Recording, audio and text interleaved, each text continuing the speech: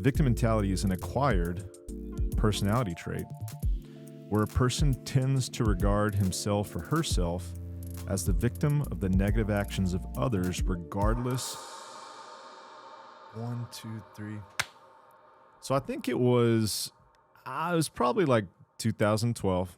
I was in San Antonio for a seminar, a fitness seminar, and this was a military-only seminar, and it was for what they called wounded warriors. And I know that today that's not as appropriate of a term. It's like, adaptive athlete, but it was for the organization Wounded Warriors. And it was an amazing experience for a number of reasons, but every single one of the participants was an amputee. They had some physical injury that you could see. Some guys in wheelchairs, some guys with prosthetics. And so it was our job to bring them in and teach them a methodology of fitness and also modify it so they could perform it based on their new limitations. And, obviously it's challenging for a number of reasons, but you get a gauge of who it is that you're working with. But for each one of these participants that were there, they had support staff. And because you're so focused on these guys and you have such a heart for trying to get them active again and coming up with different strategies, your patience for those that have working arms and legs significantly decreased. And so because you're dealing with somebody that's figuring out, that literally has a hook for a hand, like, hey, how could we do pull-ups? Someone on the side that has 2 working arms, it's like, hey, get with the program, man. Like, come on. And there was this one guy I remember that was really slow to participate, had arms and legs, and I remember in my mind having very little patience for him. And I even think that I had said some things to him. I was like, hey, man, come on, let's go. And as we're transitioning in and out of the gym where we were doing this, there was an interesting thing that kept happening with this guy. He kept spitting in the trash can every time that we would walk in and walk out. I was like, that's weird. Yeah. And I saw him do that, and I passed, and I realized that it wasn't saliva he was spitting in the trash can. He was spitting blood into the trash can. And so what they didn't tell us, and what I came to find out with this particular gentleman, is that he had suffered a number of different conditions while he was deployed. He was a soldier, even though no one told us that he was. I thought he was just like a normal support staff. God. And he had all of this shrapnel inside his body. It looked completely normal, but was spitting blood because there was internal bleeding. And I remember talking to him and addressing this. And it makes me want to cry when I say this. I was like, why, what's going on? And he said, I'm not a fucking quitter. And pardon my French, but I mean, that is what he said. And it was at that moment that I realized several things. 1, you can't judge a book by its cover. 2, that I had a prejudice in that moment for someone that seemed like they had their shit together. Mm-hmm. And I think about that guy a lot. It's weird. I think about that guy a lot. And maybe that's a good segue into what it is that we're talking about, of how in fitness there are prejudices. Prejudices? Mm-hmm. There's prejudice. Yeah. Look, are there some gyms where, there's a racial prejudice, or, they persecute you because of your religious beliefs or political beliefs? Yeah, I'm sure there is. But what I've found is that the biggest prejudice is your inability to do what it is that we're asking you to. And so I'm here with one of my favorite people. Thank you so much. Second episode together. Introduce yourself. My name is Brittany Rice. What's your middle name? Lynn, actually. Oh, wow. It's the same as my dad's. He got to pick. Mm-hmm. Jimmy Lynn. We Jimmy are from Lynn. Deep South. That sounds like he could play a mean guitar. I wish. Uh-huh. Man, that'd be awesome. Jimmy Lynn. It's a fisherman. Coming to the but stage? Yeah, Jimmy that's Lynn. right. Man, that would have been a great stage name. Mm-hmm. But yes, from Texarkana. I've been at BPR now for over 4.5 years. Someone asked me that the other day. I was like, I'm going on my 5th year with BPR. So We've had a good run. best run. Yeah. Best run. And I was actually thinking about this. This is totally random, but I got in a conversation with a lot of like firsts in my life of like within fitness or within like career wise. And it's just so funny how much is tied to here before I ever started working here. I think I told you, like, I got hired here in 2018. And I think back in 2015, I wrote on a goal sheet that I was going to work for Spencer Nix. You And did? I didn't know you. Like, I just had heard through the grapevine that you were good at what you did. And so I have like this old goal sheet that Lot was of like, pressure. I'm going to work for Spencer Nix. And then like you did one of my like seminars like back in the day, like before I ever started working here. And you're just like, what do you want to do with all this? But even like back to like the first time I ever did double unders was like in one of your gyms, like back when I wasn't working in fitness at all. At Fieldhouse. And then the first time I ever got a pull up was a class that I like was the only one that showed up one day. And you were like, scrap this. What do you want to do? I remember that. Yeah, it's so funny. But anyways, all to say, so much of my life is wrapped up with this gym, even before I started working here. Well, it's been a great honor to work with you, and I'm really excited about what we're going to talk about today. Agree or disagree, but I feel like your personality doesn't suffer fools very well. Is that true? That is very true. I've been accused of being very black and white and brash with my opinions. But I think you've done a great job of coupling that with tact, with patience, with, dare I even say, like grace, where it's not buying into somebody's BS, but also not jamming that right in their face, which is an art, right? It's definitely something I've had to learn, this like learner mentality, this seek to understand, this posture of curiosity is not innate for me. It is very much something I had to practice, and especially with working with people often. I've been in some version of a service industry for my entire life, and so I am very much someone that tends to project my own opinions on someone, so I had to learn very early on that I am not the standard, and so to be able to listen to people for actually what they're saying versus like my opinion of what they're saying was very hard to do. You know, as I think about what it is we want to talk about today, I like to make this joke. I probably make it once a week. You know, when someone comes in late to a training session, I used to berate them. Now I just say, hey, we'll pretty much take any bum off the street. But I realize as I'm retelling that story and I'm analyzing my own preconceived opinions, is that there's a caveat to that. It's like, I'll take any bum off the street, ... if you don't have any, and this is without, analyzing. It's not really true. It's like, if you don't have any reasons why you can't just hop in here and exercise. As long as you know the language. Yeah. As long as you know what's going on and you can assimilate quickly. Yeah. Yeah. And I wonder how common that is. I would imagine that for the coaches that are listening to this, it is quite common. And it's common because there is an additional roadblock. And we'll call this, the 5 horsemen that we'll get into. There's an additional roadblock in addition to a tall task of getting someone in shape, getting someone healthy.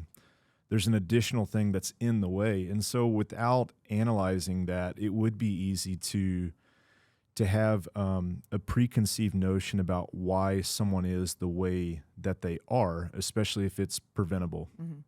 Why someone's not working as hard as they could. Why, and we've talked about this in several episodes already, why someone isn't doing the thing that you have told them to do.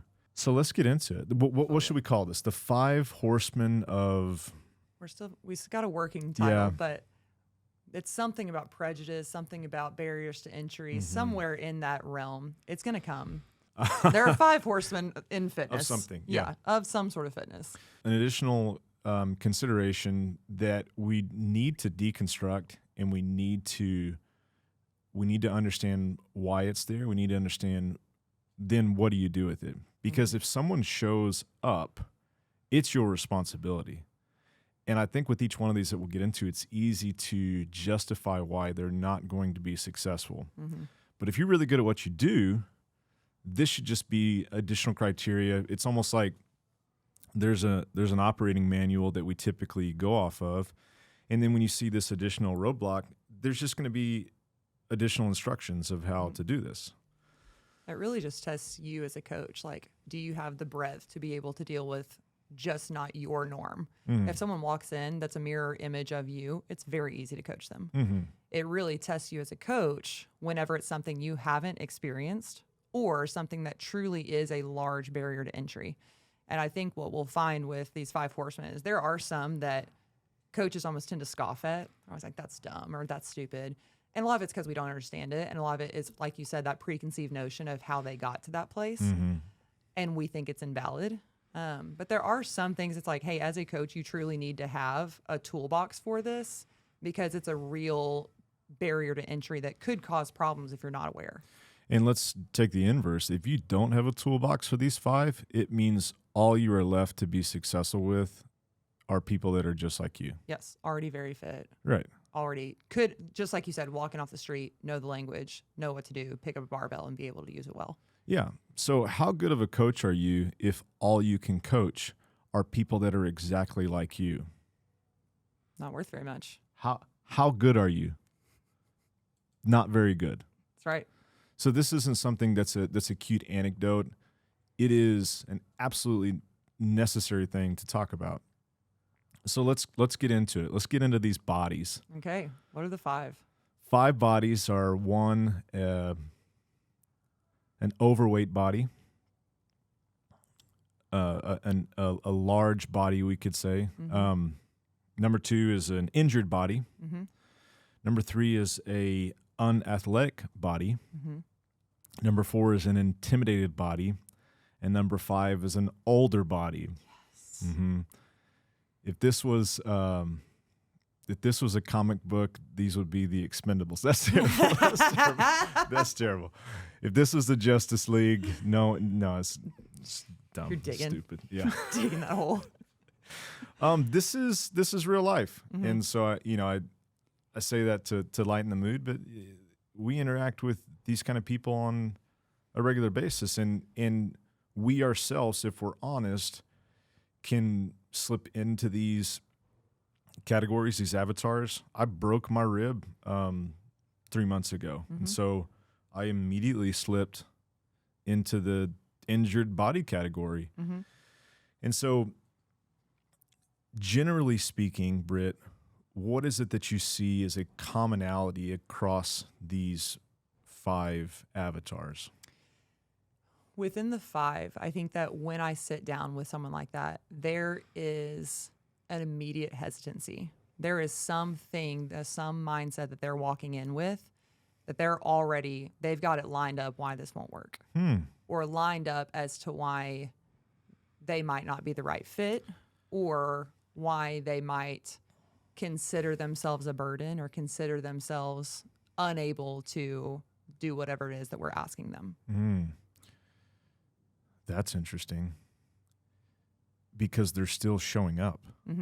There's probably, think about how many people that we'll never interact with because they don't even have the courage to show up. Totally. So it's this very complicated scenario where they're coming in expecting this not to work, yet they are here, which means there's a shred of hope. There's some glimmer of optimism despite the negativity that they have. And you and I were talking before that some of these are circumstantial. They're unavoidable. You can't avoid that you're advancing in age. With a lot of injuries, like you can't avoid that something happened to you or you had to have surgery.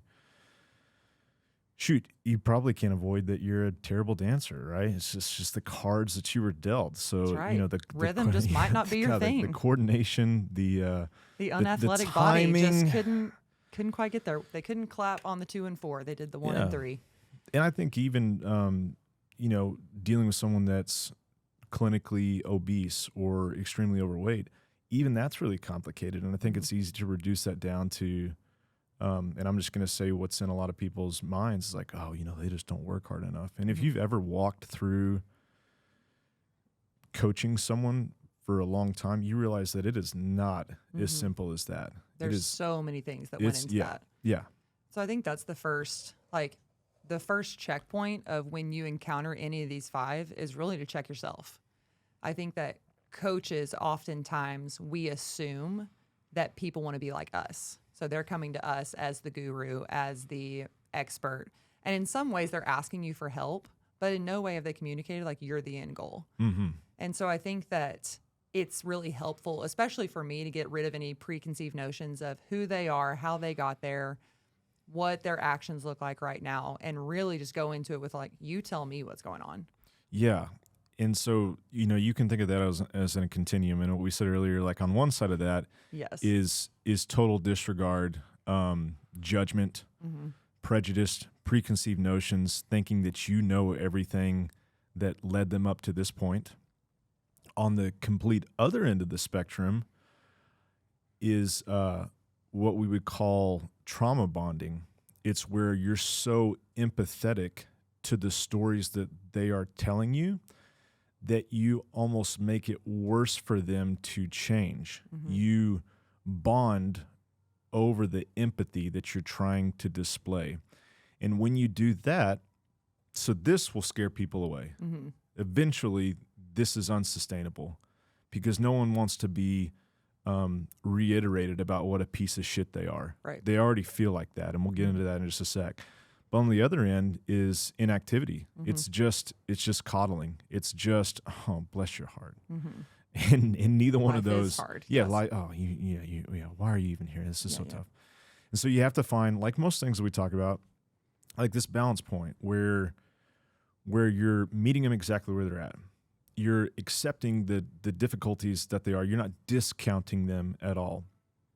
But you're also, and this isn't anything that you would ever say, but you're not believing all of the stories that they're sharing with you. You won't make that apparent by the look on your face, but embedded in this narrative that they are telling themselves is that it is opinion. How do we know that? Well, because we've had each one of these 5 horsemen show up and overcome these things. We've had people show up and not overcome. Exact same scenario based on the context that we're talking about. And so if there's variation there, it means that there's some latitude in what people are capable of doing. So where do you want to go from there? We talked about 3 different touch points to be able to deal with these people. So the first one was it the conversations around it? Yeah. The psychology. Yeah, kind of hitting on psychology. How do you meet someone who comes in here and has this preconceived notion, they're stuck in their ways, or it won't work, or I can't because of A, B, and C? I think a lot of that, one is, how do you establish yourself as a teammate for them? And I think you already started on it with, you do listen to the stories, you do listen to what they've told themselves, and even like circumstantially what's happened to them as to why they are where they are. So taking what you might think out of it, taking what you assume got them to the point they're at today. But even kind of what we talked about earlier is like, hey, I want to hear where the end goal is. Like, where are you trying to head? And so let's talk about that. Like, what is it that brought you in here today? I think that's such a freeing question to ask people. And even as you're still working with them, it doesn't have to be on the first shot, because oftentimes people are not ready to like go deep with you the first time they meet you. And so over and over again, getting on the same page of, hey, why are you here? Like, what brings you in here today? Like, what brings you in here for the past 3 months? Like, what are we working for right here? And that gives you a really clear picture of where we're trying to head and can take your own biases out of it. Do you have a good way to ask that? I think that's what I just do. Yeah, Like, hey, what brought you in here? Or like, what what are we working towards? Like, what's the end goal? And you said earlier, the magic wand question, like, which is basically just like, hey, dream up your ideal life, right? Dream up the scenario where everything that you want to come in and accomplish, like we do. And then give me some details there. So that's what I actually ask that question oftentimes when people first come in is, hey, in 3 months, let's say that I made every hope and dream come true. What's different about your life? And I think that opens up the freedom to be like, and a lot of it, it's so interesting. The verbiage around it is not like I am these things. It's I'm not this stuff.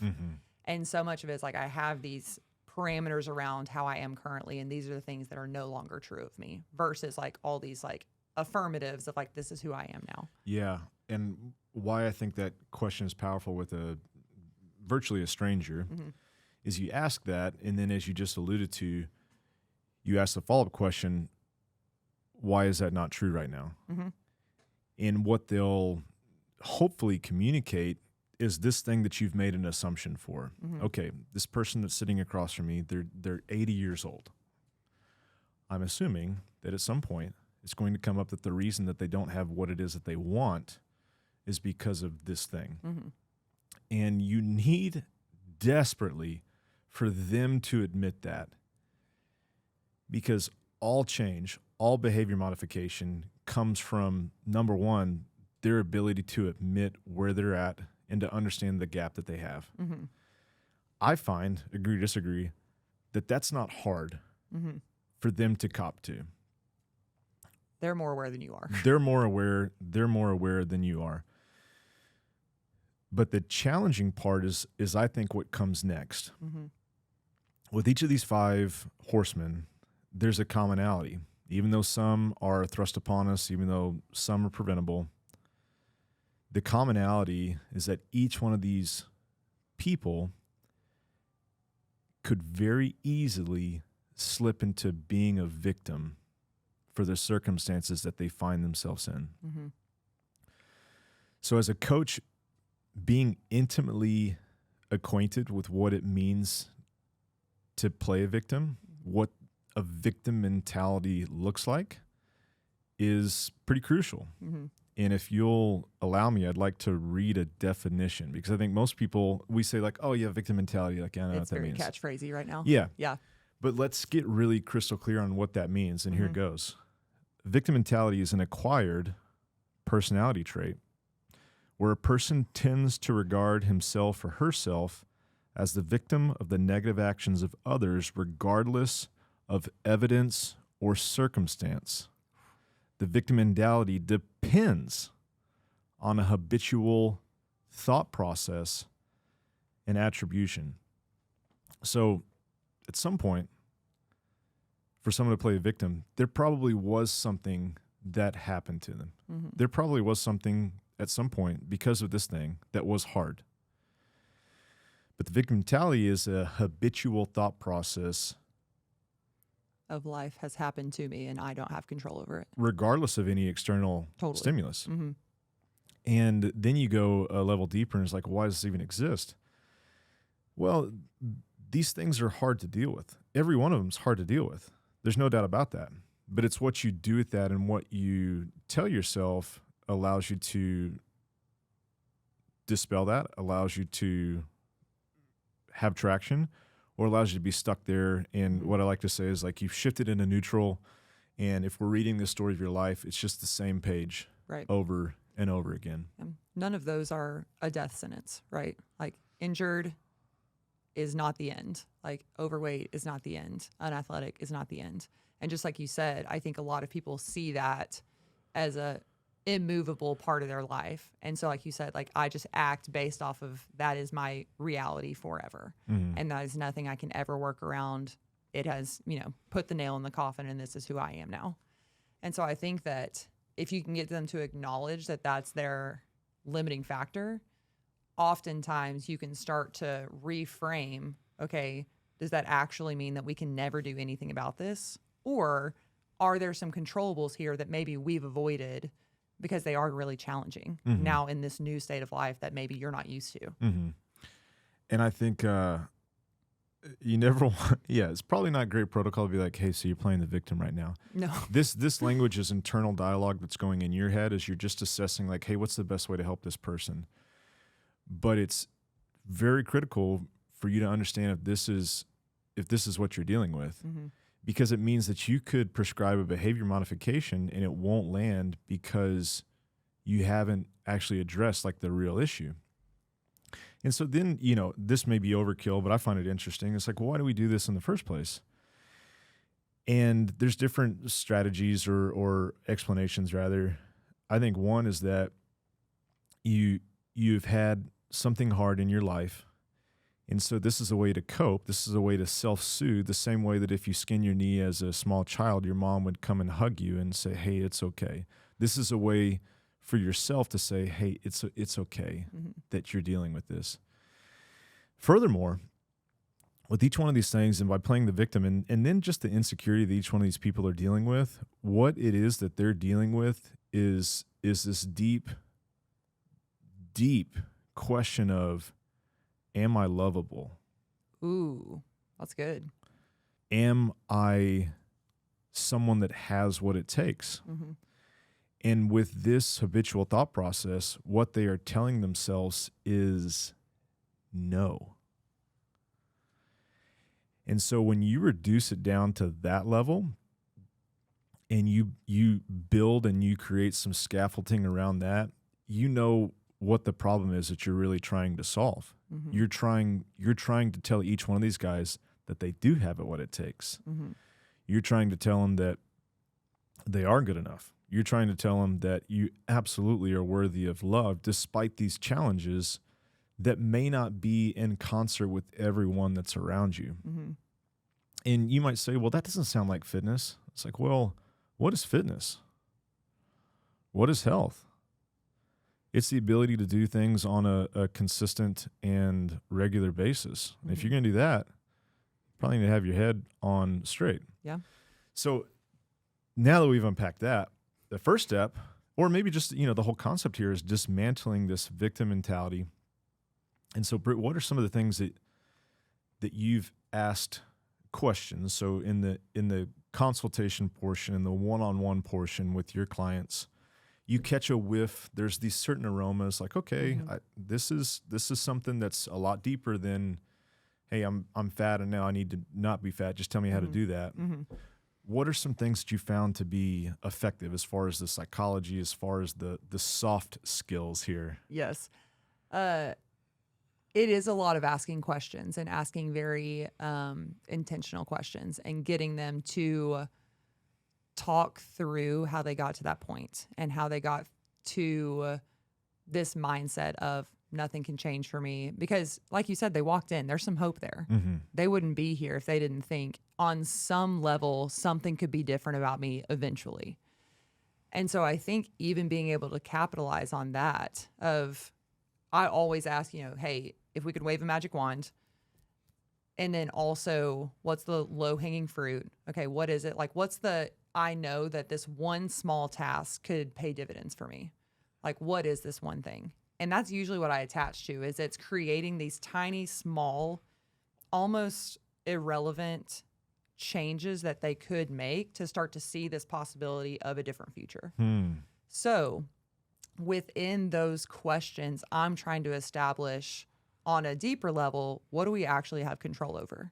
Because oftentimes when you come in with an 80-year-old, I can't change your age.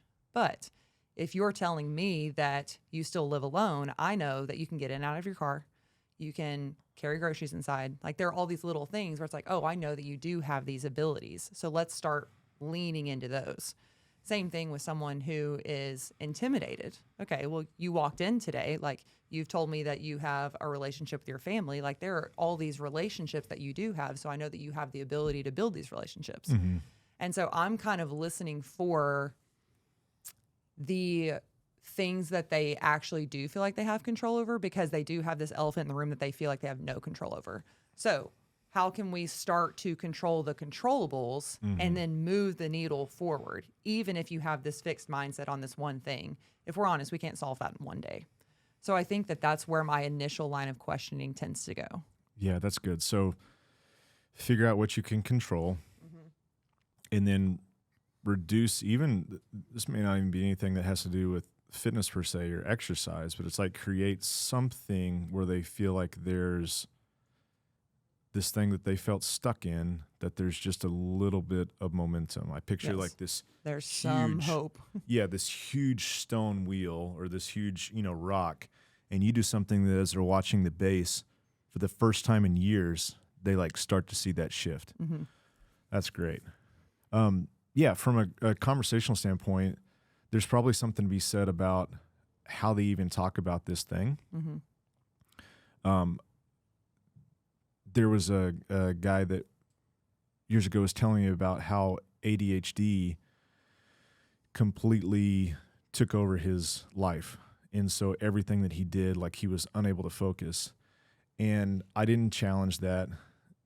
And I was just listening. And within that conversation, he talked about how he has a deep love for history and how for hours he can read and focus and pay attention to this one subject. And I said, that's awesome, man.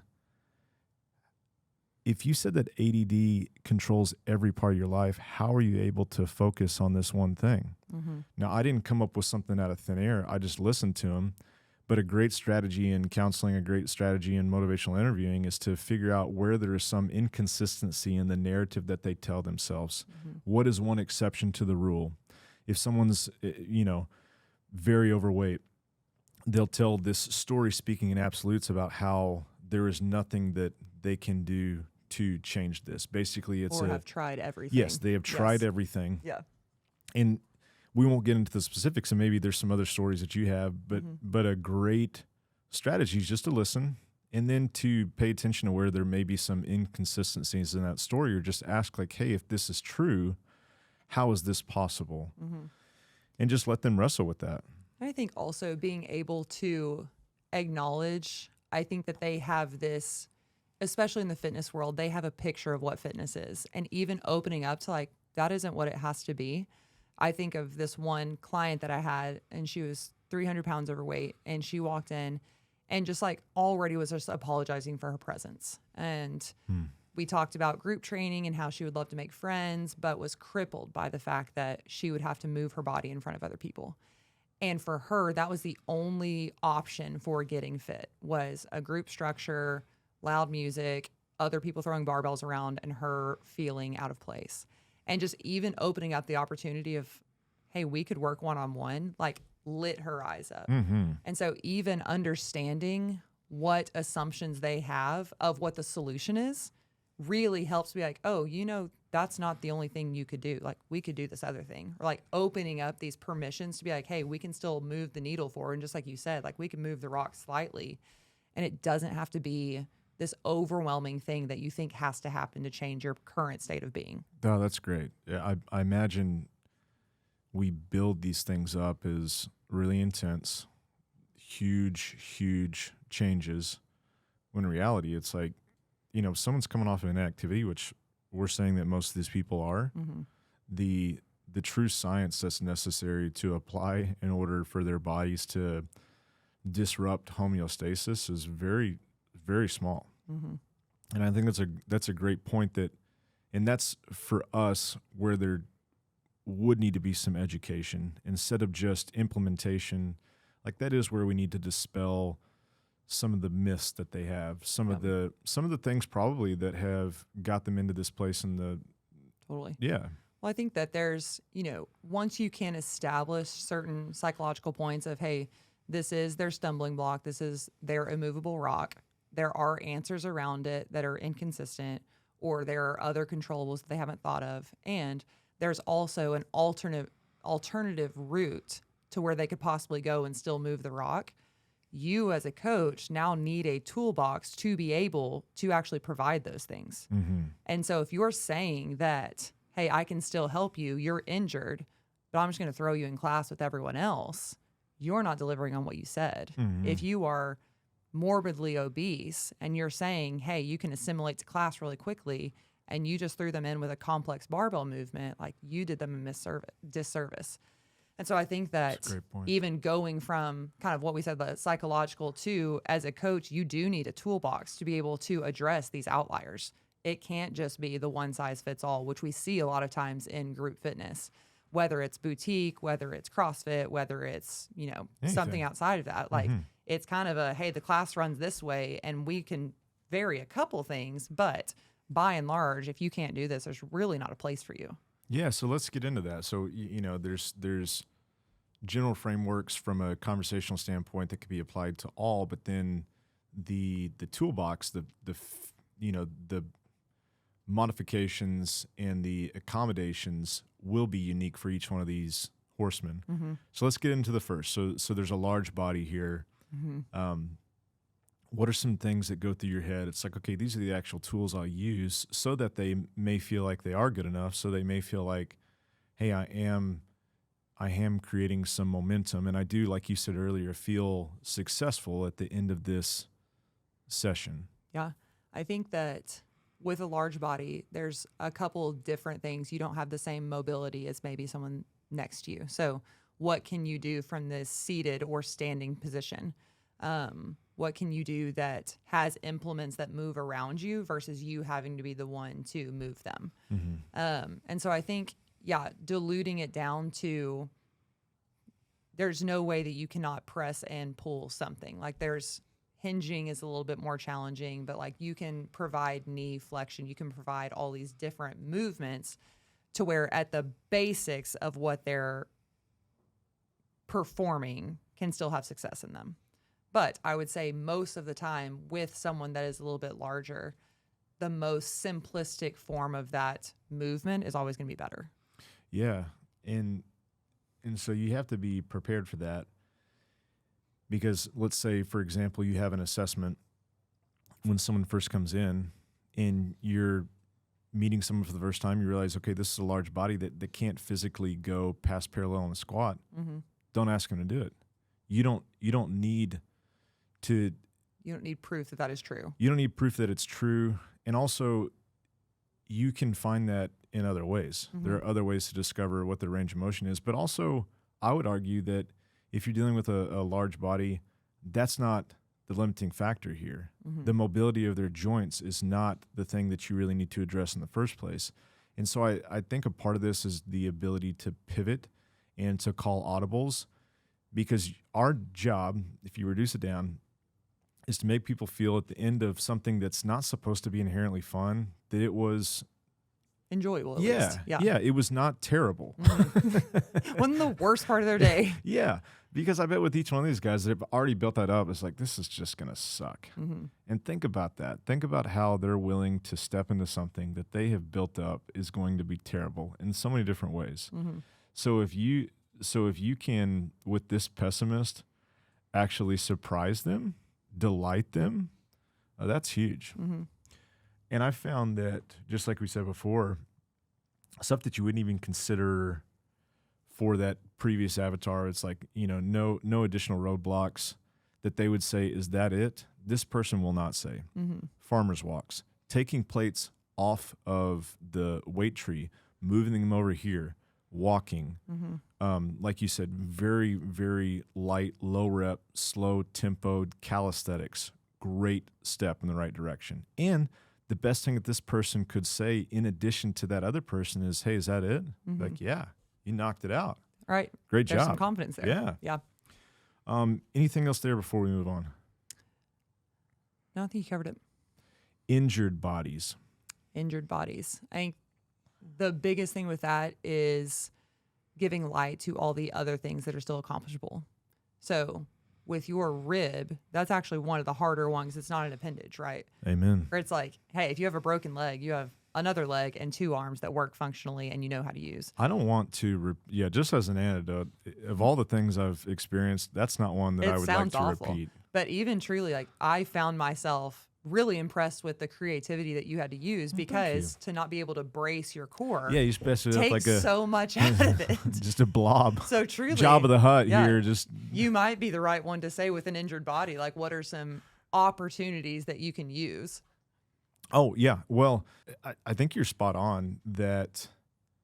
There's so many ways to work around, And with injuries, to just, like you said, recognize what you can control, what you can't control, and then just to give yourself a little bit of patience. I think with injuries, it's very easy. It's the lowest hanging fruit to feel like a victim. Mm-hmm. It's the lowest hanging fruit for these feelings of inadequacy and insecurity to crop up. Especially when you have an idea of who you were or what you are supposed to be able to do versus what you have right now. I think that's what I've not had a lot of injuries in my life, raise and praise, but I remember one time and it was actually during our level 2, I broke my finger. Did you really? And the amount of things that you need your hand for to be able to grip whenever you're doing it was infuriating. And it was just enough to where I had to rearrange everything, but my body worked fine. So it was so, not saying I would rather have a broken arm, but it was just such a small thing, but it affected everything. So getting creative with implementation and how you weight things and how you provide, I don't want to say friction, but resistance is really challenging. But having some sort of something for within your toolbox for that. And I think this goes for really all 5 of these categories, but it's also reconciling that, hey, there may be not a lot that we can do with this particular category. Fortunately, this is a multidimensional system. So injuries, this rib thing, it was the first time that I didn't have a huge pity party, which I think in previous injuries I would. It's like, you bless your heart. You poor thing. But pretty quickly, I snap out of that and I say, hey, what are all the other ways that I can have control? My nutrition, whenever I'm injured, is the best it's ever been. My sleep, when I broke my rib, it was I need 9 hours of sleep no matter what. And I didn't have the tendency that I typically do to push that an hour out, and go from 9 to 10 p.m. because I knew I didn't have as much leeway in these other categories, or I couldn't compensate in other ways. Right. So that's a cool way to, I think, reframe injuries. And then, there's certain things that are chronic. There's certain things that you're going to have to live with for the rest of your life. Hey, this thing that's an injury, it's not acute. It's going to be with you forever. And that's a whole different conversation. That is something that I find being realistic with them, because you don't want to promise the moon and stars of, hey, we're going to fix everything about you and you're going to move just like this guy over here has been doing for 10 years. And so I think that there is that extra asterisk of people that have chronic, some sort of something.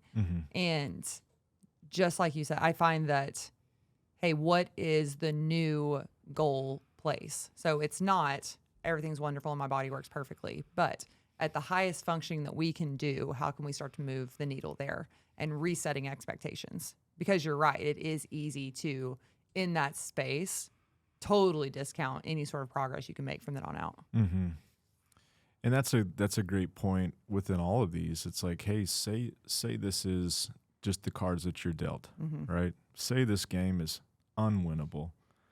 And injury's a good one, right? Hey, let's say that you're going to have to deal with this the rest of your life. How are you going to make your life as good as you possibly can despite that? And eventually we will get to the answer of, okay, I need to do what I can. Yeah. And I need to be as active as I can. It's the research is buttoned up that's good for you. Right. But it's just getting to a point where you believe that. It is often true, yeah. I think it's called your default future. If you keep doing everything exactly the way that you do now, what's going to happen and what's going to be true of you. I find that is also really helpful in the same thing. It's it's the opposing of wave your magic wand, right? Okay, here's exactly where I would love to. Here's where I will end if I literally do nothing and do the exact same thing over and over again until I die. And so I think that's really helpful to show up with okay, let's say that your worst fear is true, that your rib is broken forever. It never heals. Okay. Are you just going to be okay, well, I guess that's it for me. I can't take care of my body in any way now. And so I think that there's real power in being hey, if this is true of you, is that it? Are you going to let that be what defines you for the rest of your life? Yeah, that's really good. Well, how about this third category, the unathletic body? The unathletic, the ones that were not gifted with the rhythm. Look, double unders. They're hard, yeah, I get yeah. it. It's challenging. Are you a good salsa dancer? No. Speak for yourself. Me and two-stepping got along. I don't know about salsa dancing yet. But yeah, I think that with the unathletic, there is an aspect of their communication with their body is a little bit off. They don't know where they are in space. If they have not grown up playing sports or grown up in like dance or gymnastics, like so much of that is body awareness of how you move through space. And so I think with that, it is a slower pace of coaching. It is holding them in positions and giving them almost kind of that opposing, like so much of it. When I tell someone to keep their back straight, often people don't know what that feels like. So it's like, hey, round your back as much as you can. Okay, try to do the exact opposite of that. Okay.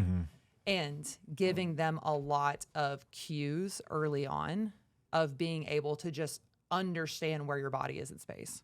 Yeah, and as we're talking, it could be a neurological issue where, coordination, agility, balance is really tough for them. It could also just be where they're really deconditioned. Right. How many times have we, again, judge book by its cover? It's like, okay, well, this person's not overweight. That we even get them on the in-body. And it's like, your body composition's great. And then we get them to move and we say, oh, like, you're deconditioned. So I think there's lots of ways that this one is not as apparent as the others. I was about to say, it's kind of like your beginning story. It's like you walk in and I can make an assumption about you that is not true. Like I could think you're way further along than you are based off of your body composition, based off of if you can hold certain positions okay.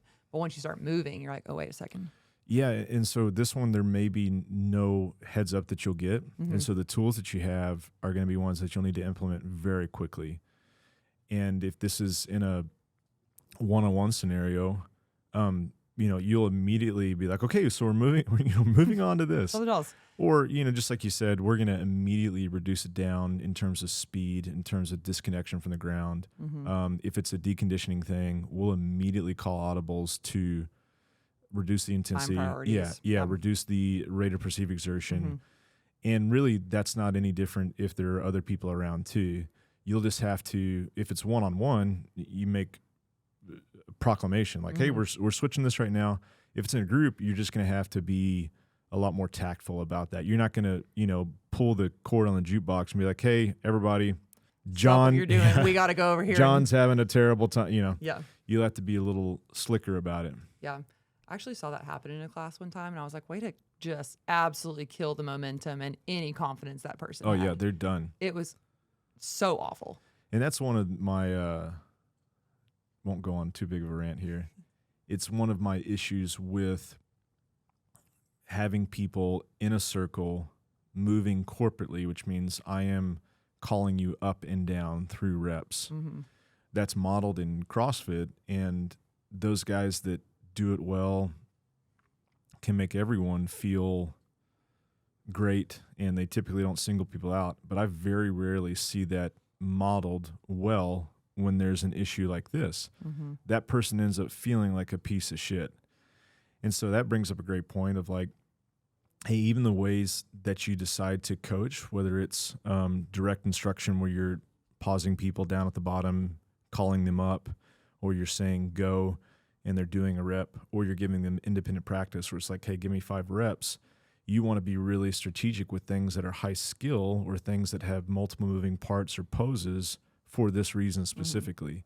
And if you're going to freeze people and cue somebody, you better be really good at that. Well, it's also, I think, moving as a group, lowering complexity. So if it is like pausing them in a position, but not trying to get them to do a very complex movement all at the same time and then try to call them out based off of that.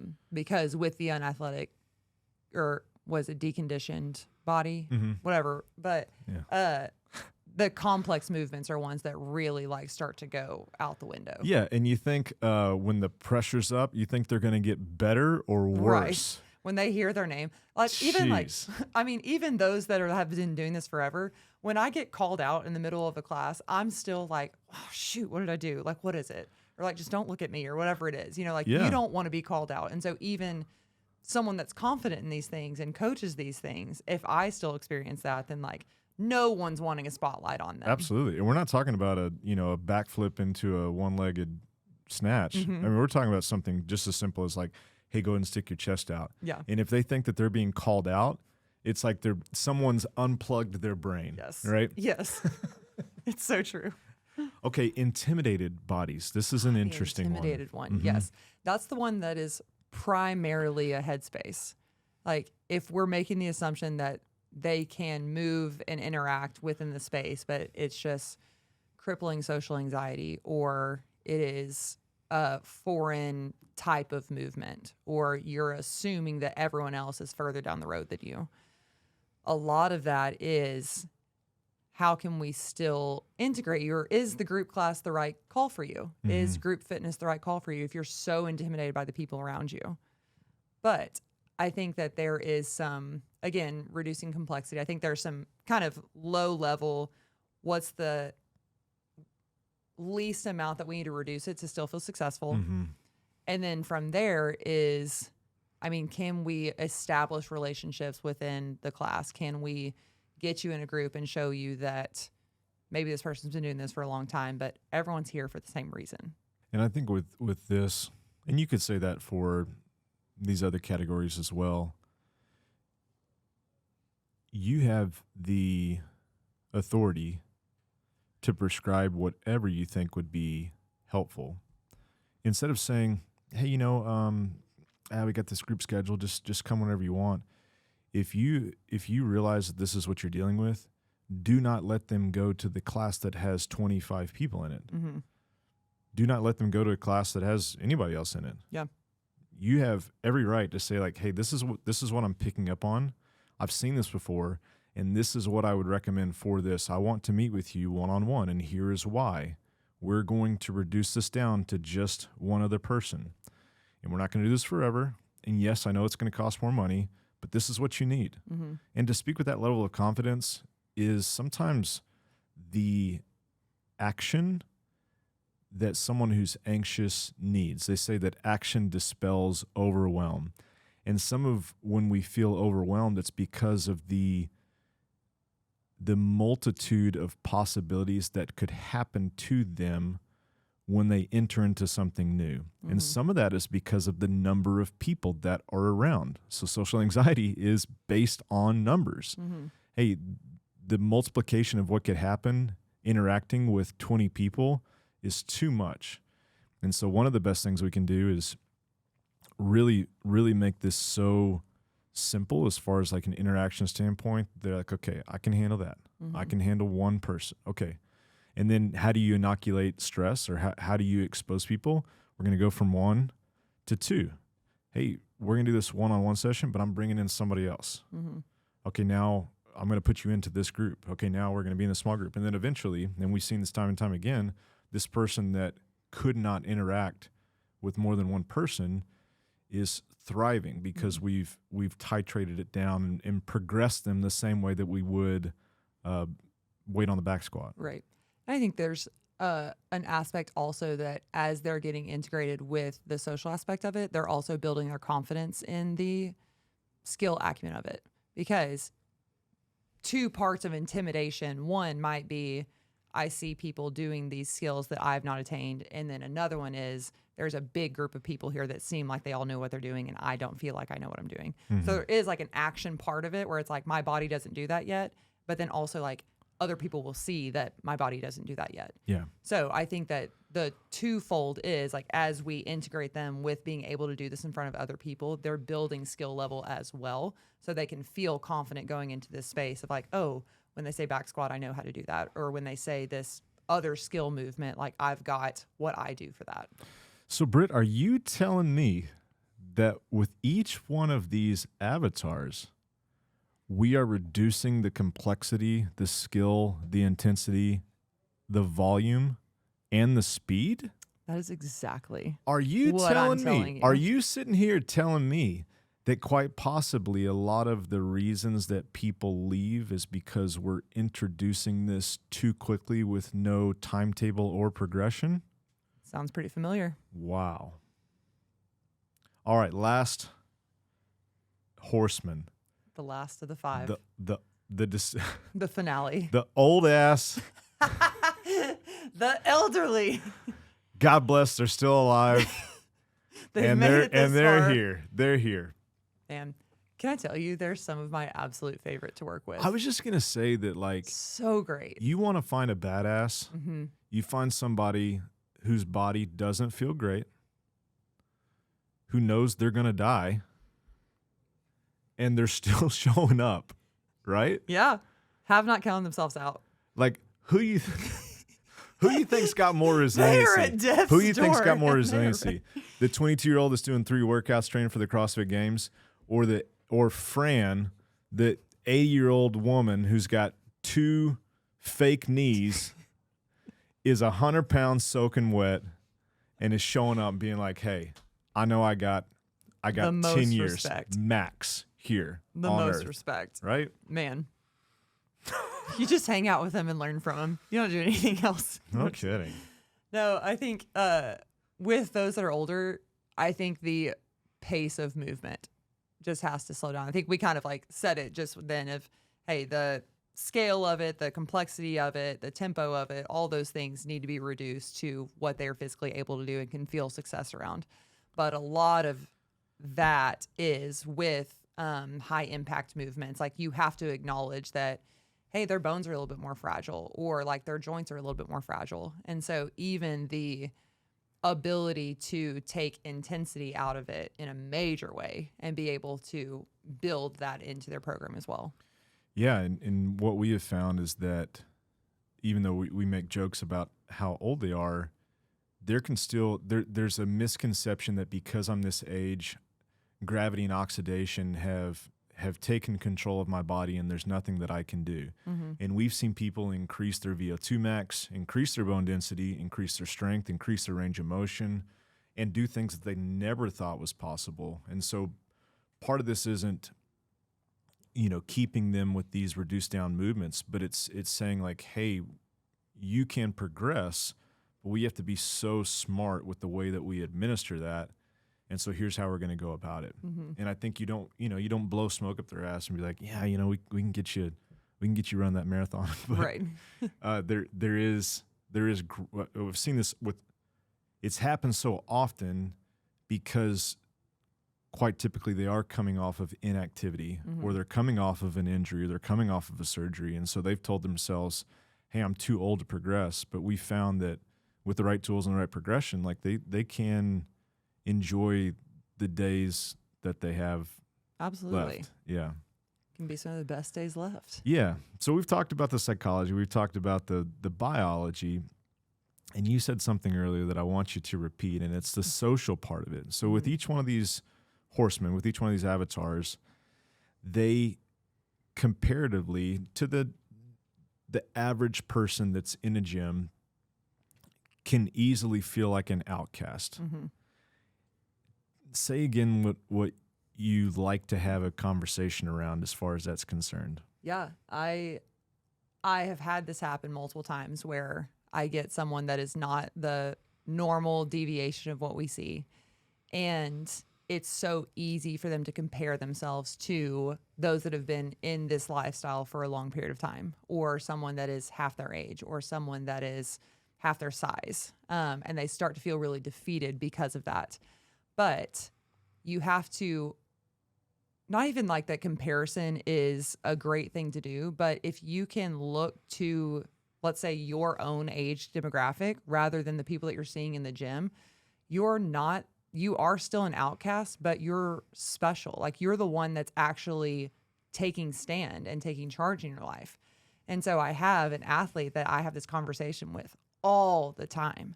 And she is in her 60s, and she gets so flustered when she sees someone that's half her age doing something that she can't.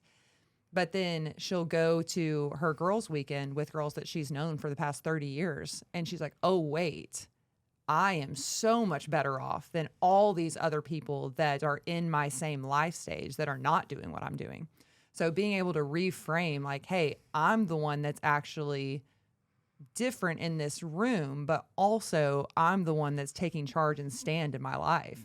And so it's truly just readjusting, because if you use comparison as your meter, like someone will always be fitter than you, or someone will always be less fit than you, or any aspect of anything. Someone will always be healthier, unhealthier. But I think that for them, whether it is age or whether it is, weight or whether it is injury, there's so many aspects of like, hey, no, you're the real winner because you're doing something. Like you showed up, and a lot of them aren't. And so when you multiply that out, you're going to be in such a different space than them. Yeah. And man, isn't it true that each one of these people can be an inspiration, right? Each one of these people to a very vanilla, homogenous group. When you have somebody that comes in and you wouldn't think that they have the confidence to do this, and then they step in and they do it, those people, they're the hero. Oh man, they are the hero. And when they just become, it's like the guy with Stratnell, right? All of us have something going on that we're not truly secure about. All of us have something going on where it's like, it's not what I'm like super proud of. But it's easy for us to cover that up. This, where you're stepping in, it's like, yeah, check it out. I got this going on. The majority of people will never be able to verbalize that, because it's a hard thing to verbalize without making that person feel self-conscious, but they feel it. And so if you are this person, or if you're coaching this person, to reframe this where it's like, hey, you're not the exception, you're not the outlier, you're an example. Like, you are elite in this way, that this thing is working for you. And I think that's something really cool to celebrate. Absolutely. As we wrap it up, it's a weird world that we live in. It's a weird world that I'm hesitant to even say a fat body or like an old body, because of how that might sound insensitive. But our job is to just establish what the facts are and then do something with them. And so if you're listening to this, yes, there's a way that you can be more tactful. And in this conversation amongst peers and from coach to coach, we can have some fun and some latitude and say things that I just want to make sure the listener understands you can be a lot more tactful with. But tact doesn't mean avoidance. And if someone's overweight, establishing the reality of that is a necessary step. The way you deliver that can be professional. The way you deliver that can be with tact and with grace. But a part of all of this is to have the balls, to have the courage to be like, this is where you are. And I'm down for the journey, right? I'm here for you. But let's not sweep this under the rug and say that we're just going to do this surface level thing. And I don't know, my heart just felt like I needed to say that out loud. I think that's part of establishing the coaching relationship as, hey, I'm here to be on your team and I'm here to help guide. And if you can't acknowledge the reality of the situation, then you're not going to be a very good teammate. Thanks for closing with that. Yeah. That was nice. Yeah. All right, done. That's it.